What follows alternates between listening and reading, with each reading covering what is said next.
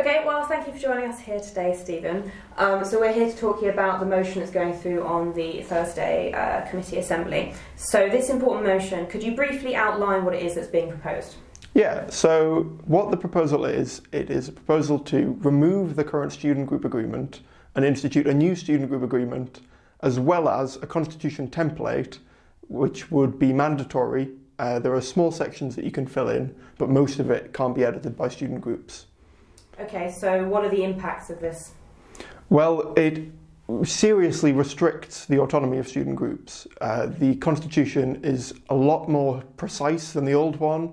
There's always been a model constitution that student groups can use, but that model constitution has always been optional. It also restricts their autonomy by allowing SU staff and officers to attend your meetings whenever they feel like it without warning you. Do you think that this could become an issue with freedom of speech with student societies?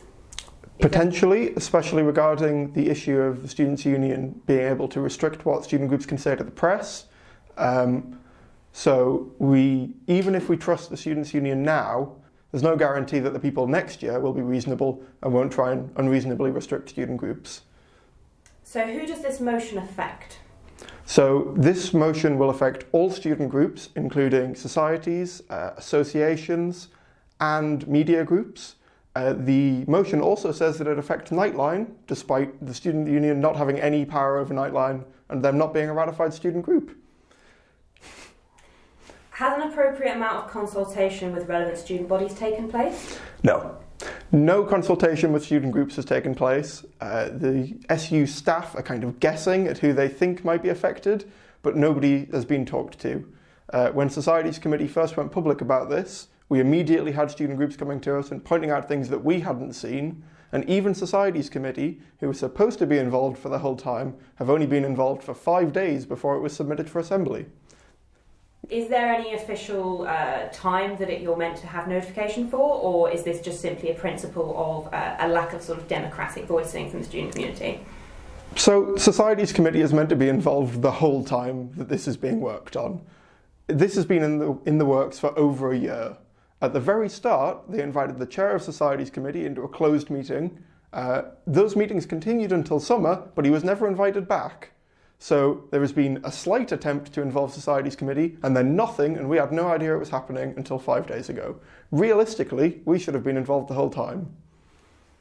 So this motion and how it's been proposed, to come about, does this fit in with DSU's democratic student-centric principles that claim to, quote, champion autonomous, successful student organisations? No, not at all. So, as I mentioned before, this is seriously restricting student groups. The kind of deregulated atmosphere that we've had for student groups has led over the years to, we've got more student groups than any other university near us, anything like us. The student group is incredibly diverse. We've got people doing all sorts, and that autonomy and diversity is thanks to this deregulation. By making it harder to start new student groups and run your student groups, all we're doing is restricting it so that only the most invested and only the biggest, most normal and towing the line societies can exist. And so what action would you advise to those concerned about this new motion? If you want to stop this going through, you need to talk to voting members of Assembly. Those include chairs of associations, chairs of subcommittees of Assembly, but most importantly, every college sends an SU rep.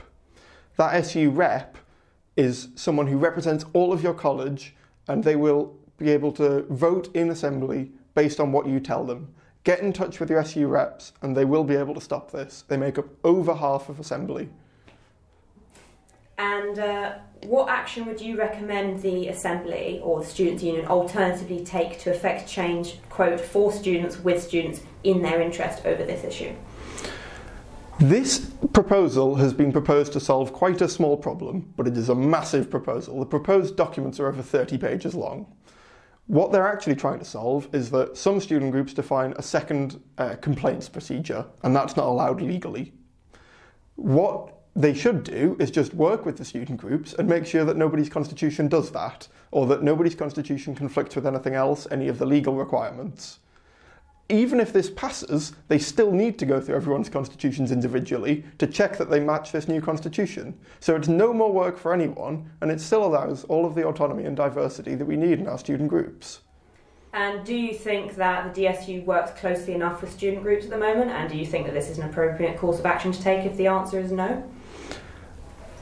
So, the Students' Union will work closely with you if you ask them to. If you approach them, they'll happily work with you one-on-one, and the Opportunities team is great about that. What they're not great about is asking for your opinions before things change. I think that this motion won't help that. All it does is make things more complex and harder to follow the rules when you're running your society. We really want to just kind of reduce the bureaucratic load on our societies and make things easier and not harder. But this isn't the way to go.